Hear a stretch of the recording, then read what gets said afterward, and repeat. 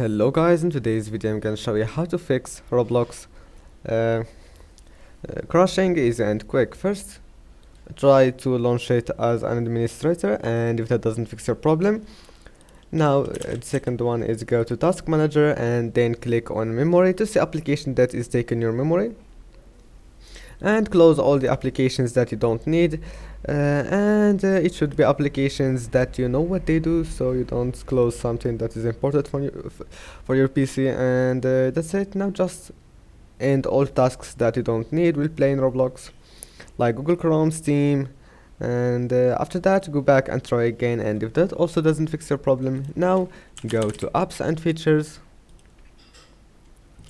type here Roblox,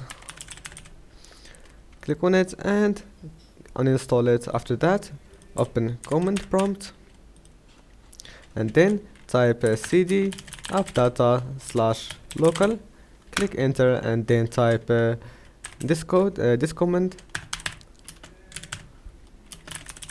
and then click enter. After that, type y and click enter, and Roblox will be completely removed from your PC, and then just install it again. Don't forget like, subscribe. See you in the next video.